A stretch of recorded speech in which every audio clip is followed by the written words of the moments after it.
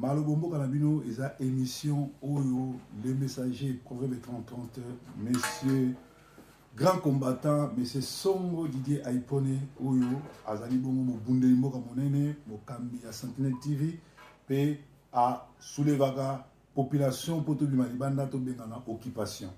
Alors, na Lelo, Mukola Lelo, Toyamine de Connexion, moi, c'est na Combo, ya Myriam Mounongo. Ouazali secrétaire à Pareco na Manchester. Maman Myriam Losako. Losako papa. Sangoboni maman. Ouais, sango malamu na yope.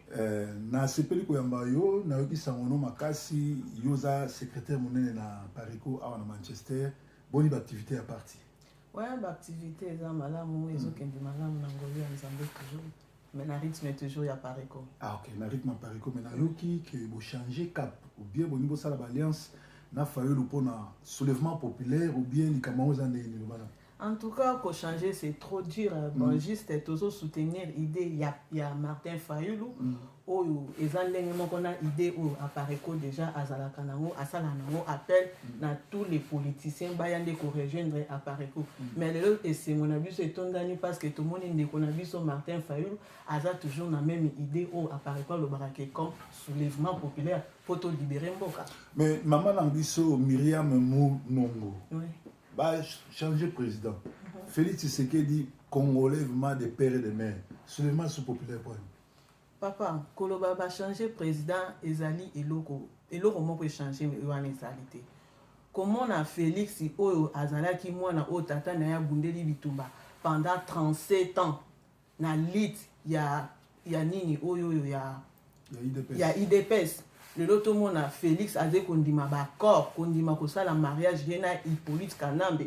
Au combone ba Congolais ba benga Kabila mais combone vrai Hippolyte Kanambe. Et donc ça la biso passe. Moi na mboka yo comment ko côté ka mboka na yo. Tozon dit ma ki président wana te ya zali président étiquette. Nana za président étiquette. Félix Tshisekedi Tshilombo.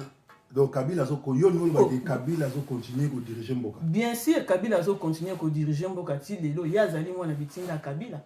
Parce que le pays Olelo est toujours occupé. Maman Myriam, mes alités, ozo babongo parce que oza recherché sur ozongi kuna ba ficha bino ba ko kangayo ba ko bomayo yangona ko banga mtezo tindo mais président za souté président secondaire Kabila a souté.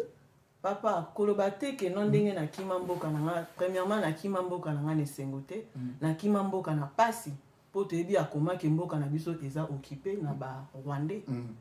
Ils ont ça la biso passe comment na lelo niveau bateau bazo kufa na Congo to bungisi ba famille bana bazo kufa yebisa na nous yo vraiment nous zoni le sori le lozo qui ça risque ni ozo courir papa ngana oto yebi risque za makasi na bitumba ona bandi ko bunda banda na zalaki na mboka na ngai si lelo naza na mboka oya ba pana zo continuer toujours ko bunda bitumba wana risque ezali parce que naza affiché tous les jours à chaque fois nazo sala ba marche na ba vidéo nazali Combo nanga eza partout. Dozo banga babo mandeke babo maki nani matungulu babo mandeke babo maki babo. Bien sûr papa tokoki kosi la biso nyonso pite ke chebewa babo maki ebele to perdre bandeko ebele to perdre ba résistance ebele to perdre bateau le to moni ke bandeko bundela mboka bazobuma bango gratuit alors tokoki pe kosi la biso nyonso tout yango tozana nu awa pour le moment biso ba o to bimi libanda yango tozo continuer toujours lit na biso mais yo oza rechercher so ozongi na mboka ba oboma yo obanga raté ozo s'afficher ko saka ba vidéo ko exposer ba boti na yo parce que bato wana ba criminel ba koyi ko tika yo po ba yebi ka ba okamote mais bazongeli mama bazongeli papa ba combattant belé oyo tozana bango awa ba boti na bango bazui ba problème po bazobima na ba vidéo pona ni yo ozo continuer ça ba vidéo et pourtant ozo exposer ba famille na déjà papa déjà nazana on a suite mon côté ya famille na jusqu'à aujourd'hui. Oui, place bazali. Na yebi même pas place bazali. Ya solo wana. Nazo ba makambiza ya solo. Bande ko balandi bo moni bana mboka pona ni ba bimagebele libanda tala ndeko mwasi banda longwa Congo azana sangwa ba boti na ete ba lukisaka ye ba zo lukisa pe ba famille na ye. Sikoyo attitude na yo par rapport à makambo zo kana mboka awa activité ni yozo sala po makambo wana sila. Activité premièrement naza déjà secrétaire ya Pareco ya Manchester awa naza pe na sala mobilisation pour na conscientiser peuple koyebisa peuple congolais lamuka total niveau mboka na biso ekei niveau Félix ateki mboka pa ba Rwanda niveau mboka eza toujours occupé pour na peuple congolais alamuka alamuka na makanisi ndenge surtout atala mboka oyo toye awa noke toye mpona basentiment tozotala pasi oyo ezokontinue na mboka na biso pasi eleki makasi sikoyo mama Myriam tozala vraiment na 2 minutes parce que émission na yambaka bato ebele bato mosusu mpe bazobenga na koyamba bango nsima est ce que mpona yo Myriam Monongo solution ya lito ede Félix abenga na Kabila ou bien soulèvement populaire esalama tobengana na Kabila na Félix batiki yo oti koloba solution na suka. En tout cas, nous avons appel à tous les peuples congolais. Congolais, nous surtout au abengami qui azali congolais, azana makila ba congolais.